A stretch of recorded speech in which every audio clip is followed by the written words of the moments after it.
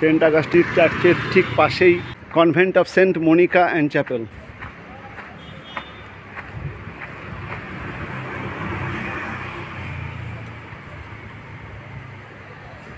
Convent of Saint Monica and chapel Saint Augustine টাওয়ারের ঠিক অপোজিটেই archbishop Francis Aleixo de Menezes 2 July 1606-এ এটা স্থাপন করেন এবং 1627 এই কমপ্লিশন শেষ হয়। কনভেন্ট অফ সেন্ট মনিকা, দেখুন কনভেন্ট অফ সেন্ট মনিকা। ভেতর বন্ধ, ঢোকা যাবে না।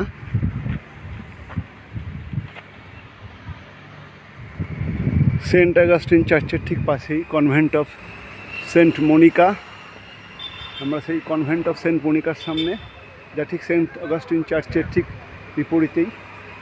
চার্চটি এখন বন্ধ আছে, কিন্তু স্ট্রাকচারটি অসাধারণ।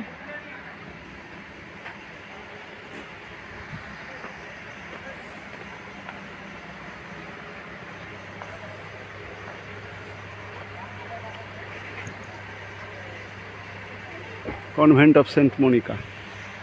আমি এখন ওল্ড গোয়ার সবথেকে প্রাচীনতম চার্চ, যা 1510 খ্রিস্টাব্দে গোয়ার যে পর্তুগিজ নাবিক প্রথম গোয়ায় পা রেখেছিলেন, সেই আলফানসো ডি আলবুকার্ক, তিনি এই চ্যাপেলটি তৈরি করেছেন, the chapel of Saint Catherine. দেখুন, this chapel was built in 1510 AD by Alfonso de Albuquerque to commemorate his entry into the city on Saint Catherine's day.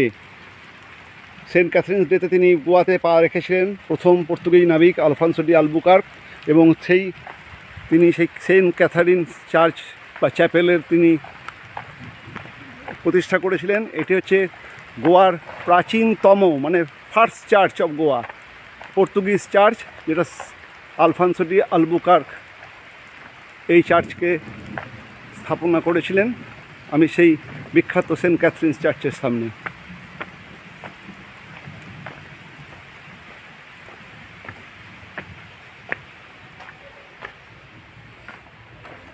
চার্চের ভেতর ঘন অন্ধকারাচ্ছন্ন, বাইরে বৃষ্টি পড়ছে।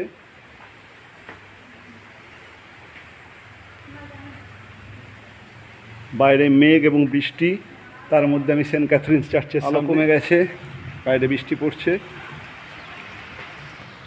সেন্ট ক্যাথরিনস চার্চের সামনে বারুদ বানানো কে লিয়ে চাক্কি কা পাথর, এখানে বারুদ বানানো হতো, সেটি এবং চাক্কি কা পাথর, দেখুন বারুদ বানানো কে লিয়ে চাক্কি কা পাথর সেন্ট ক্যাথরিন চার্চের সামনে। বৃষ্টি পড়ছে, আমাকে এখন ছুটে ঢুকতে হবে। আমি এখন ফ্রান্সিস অফ অ্যাসিসি তার সামনে, দেখতে পাচ্ছেন অ্যাসিসি অফ সেন্ট ফ্রান্সিসকে গির্জাঘর, অ্যাসিসি অফ সেন্ট ফ্রান্সিস, যা আর্কিওলজিক্যাল মিউজিয়ামের ঠিক সামনেই অ্যাসিসি অফ সেন্ট ফ্রান্সিস। দেখুন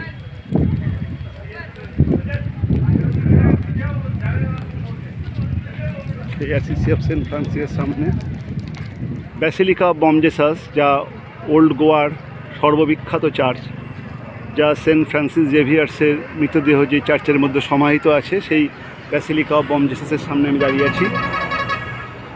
খুব দুঃখের সঙ্গে জানাতে হচ্ছে যে আমার এই যাত্রাতে এই একটা ত্রুটি রয়ে গেল, কারণ ব্যাসিলিকা অফ বম জেসাস মেনটেন্যান্সের জন্য প্রায় 1 মাস ধরে বন্ধ রয়েছে। 5 সেপ্টেম্বর থেকে বন্ধ রয়েছে এবং হয়তো আরও 1 মাস চলবে, মানে 25 ডিসেম্বরের আগে ওপেন হবে, তার আগে মেনটেন্যান্সের কাজ চলছে। তাই এক দাদা আমাকে, তিনি এখানে গার্ডে রয়েছেন, তিনি আমাকে কিছু ছবি তুলে দিয়েছেন।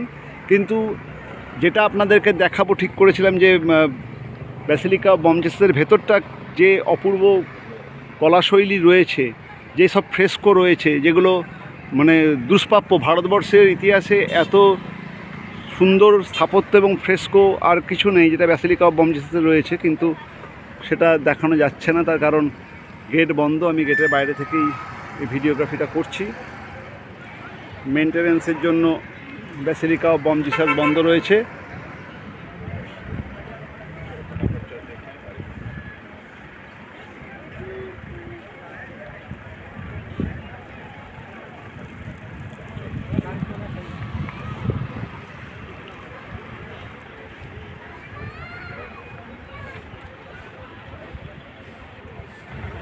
Basilica of Bom Jesus.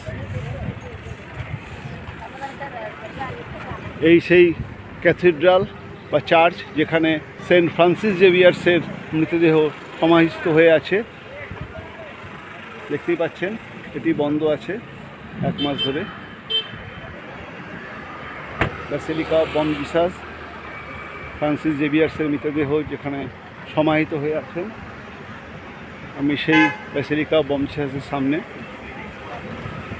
Bomb জিসাসের উল্টো দিকেই দেখতে পাচ্ছি আমি ভারতবর্ষের সবথেকে সর্ববৃহৎ গির্জা সে ক্যাথিড্রাল।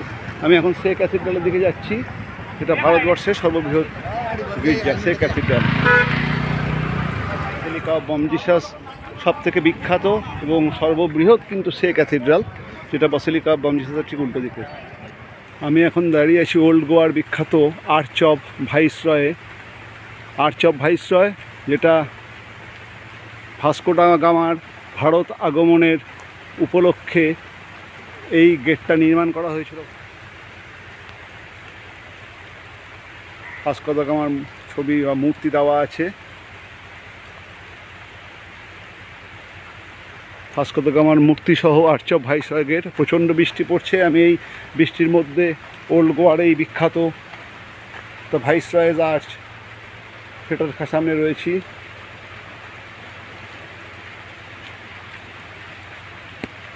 ভাস্কো দা গামার স্মৃতির উদ্দেশ্যে ফ্রান্সিসকো দা গামা, তিনি ভাস্কো দা গামার নাতি ছিলেন, তিনি এই গেটটি নির্মাণ করেছিলেন। ভাস্কো দা গামা ভারতবর্ষে এসেছিলেন, এইখান থেকেই তিনি ঢুকেছিলেন। এই যে জলপথ দেখছেন সামনে, সেই জলপথ দিয়েই তিনি প্রবেশ করেছিলেন ভারতে। সামনে একটা বড় জেটি করা আছে এবং সেই জেটির পাশেই আর্চ অফ ভাইসরয় গেট। আমি সেই বিখ্যাত আর্চ অফ ভাইসরয় গেটের সামনে। দেখুন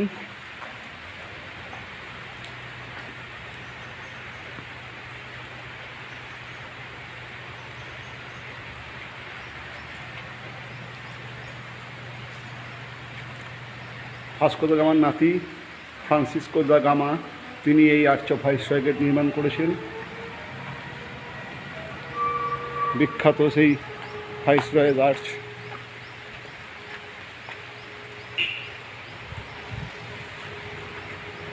আমি মূল গেটের পেছন দিকে চলে এলাম। এই সেই ভাইসরয়েজ আর্চ। আমি এখন দাঁড়িয়ে আছি আদিল শাহ রাজমহল কিদার, অর্থাৎ the gate of the palace of Adil Shah. সেই আদিল শাহের প্যালেসে ঢোকার যে gate, this gate made of basalt consist of 2 pillars.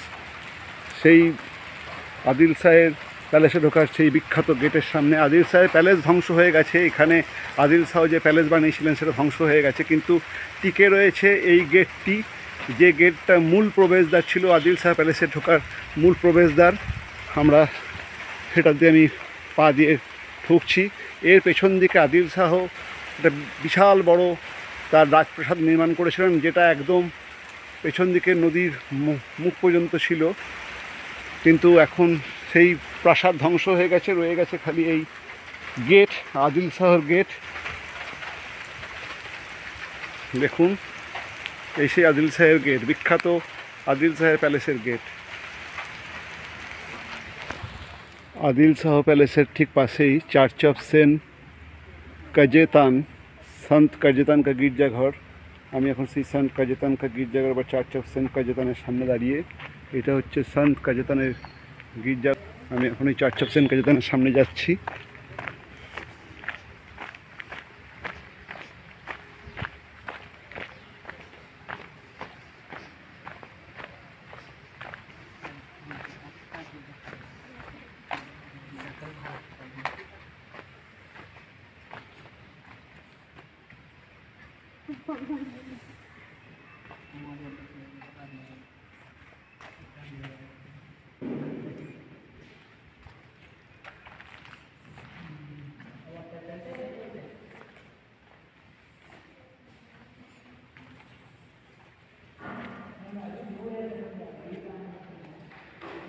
আমি এখন ওল্ড গোয়ার সেন্ট কাজেতানের গির্জার ভেতরে।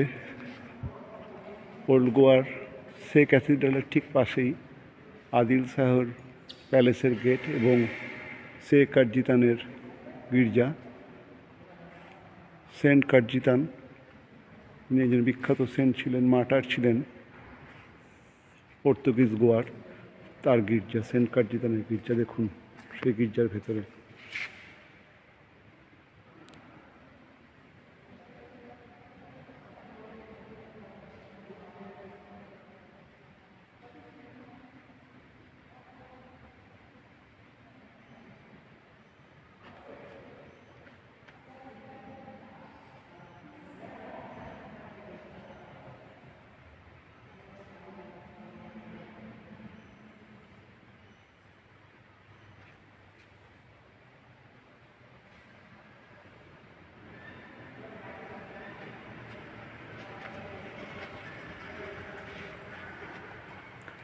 সেন্ট কার্জিতানের গির্জা, ওল্ড গোয়া।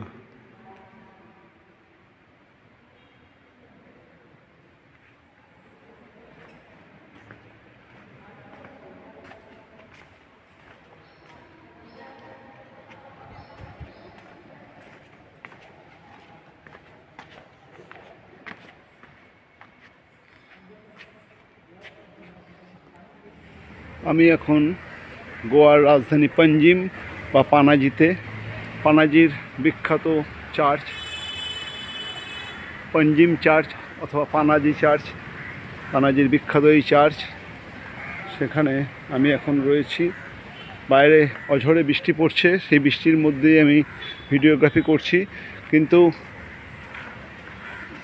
এই চার্চে দর্শনার্থীদের প্রবেশ করতে দেওয়া হয় না, এতটা পর্যন্তই এন্ট্রি, তারপরে আর চার্চে এন্ট্রি নাই।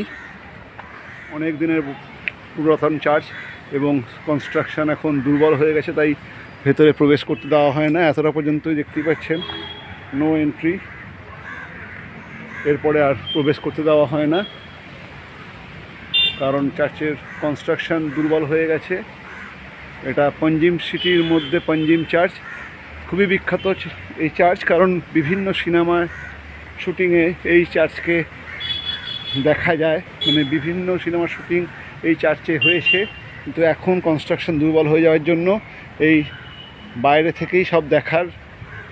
দেখুন, যারা প্রেয়ার করেছে তারা এখানে এসেই প্রেয়ার করেছে।